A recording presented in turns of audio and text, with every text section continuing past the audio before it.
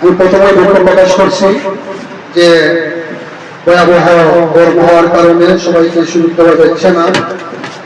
আর একটা কথা বলেছেন আমাদের প্রধানমন্ত্রী করোনা সম্পর্কে আমি একটা বাস্তব ঘটনা বলি যে আমি ফার্মেসির ব্যবসা করি, আমার নিজের ফার্মেসি আছে প্রাথমিক চিকিৎসা দিয়ে।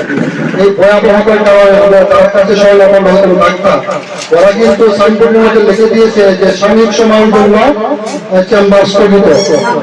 ওরা কিন্তু ভয়ে পালিয়ে গেছে, যার কারণে আমরা প্রাথমিক চিকিৎসা যারা আসলাম আল্লাহর উপরে ভরসা করে আমরা কিন্তু স্থির থাকছি এবং সমস্ত রোগী আমাদের কাছে আসতো এবং বলছে যে আপনি যা জানেন তাই দিয়ে দেন। আল্লাহর উপরে ভরসা করে যতটুকু সম্ভব হয়েছে, এখনো করোনা টিকা দেই নাই, এখনো আল্লাহ জীবিত রাখছে আল্লাহর উপরে ভরসা করে। কারণ এটা জানি যে আল্লাহ হায়াত আল্লাহ পাকের কাছে, যে করোনা ভয়ে যদি আমরা পালিয়ে যাই তা আল্লাহ যার কাছে আমরা যাবো আল্লাহর কাছে জবাব দেবো। ওই ভয় আমাদের কাছে, আল্লাহ ভয় আমাদের কাছে নাই। অথচ করোনা ভয়ে আমরা সাময়িক সময়ের জন্য বন্ধ করে রোগীদেরকে বিভ্রান্তি ঘটিয়ে আমি লুকিয়ে রাখলাম, তাহলে এই জীবনে সার্থকতা নয়। সার্থকতা হচ্ছে যখন বিপদ আসে ওই বিপদের মোকাবেলা হওয়াটা এটি সার্থকতা।